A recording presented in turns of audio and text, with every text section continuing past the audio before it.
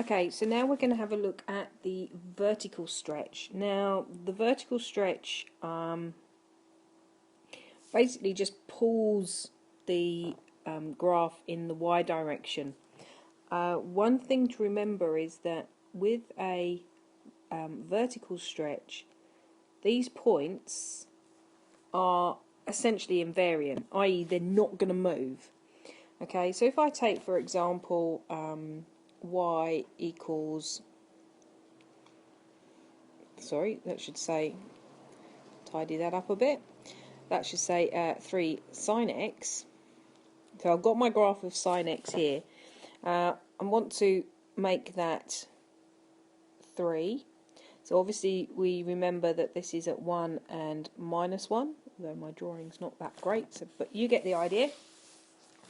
So if I'm going to do this stretch, basically every single value I've got here along the curve, each value is going to get multiplied by 3.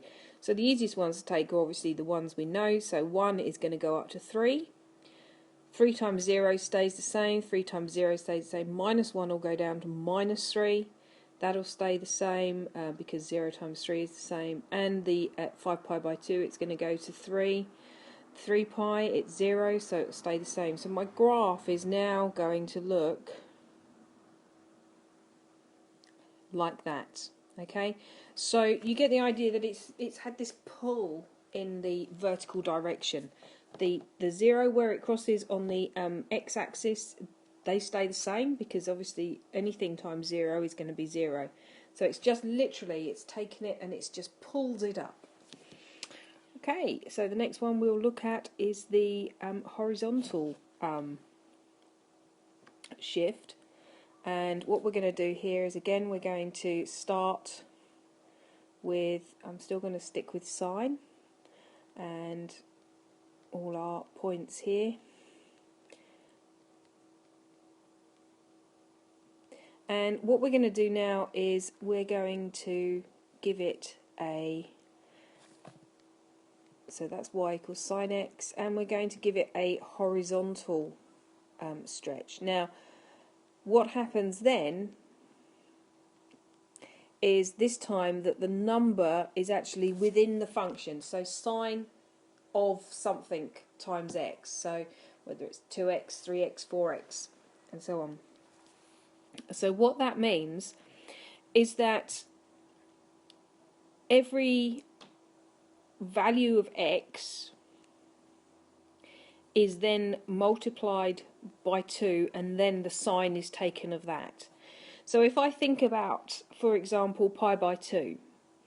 Pi by 2 is going to be multiplied by 2, which is going to take me to pi. And we know that sine of pi is 0. So you have to think about this. We know that the sine of 0 is 0. It doesn't matter what you're going to multiply by. You have to think about this in a slightly different way. If I think about the sine of pi by 4, which we know is about here, that is now going to be multiplied by 2, so it's going to become the sine of pi by 2, which is now 1. If we think about the sine of 3 pi by 4, which is here, we know that that multiplied by 2 is going to become 3 pi by 2,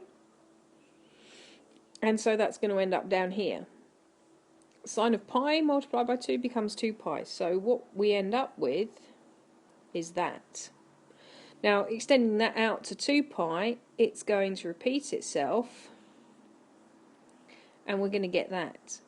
So what this number actually tells me is what the frequency is.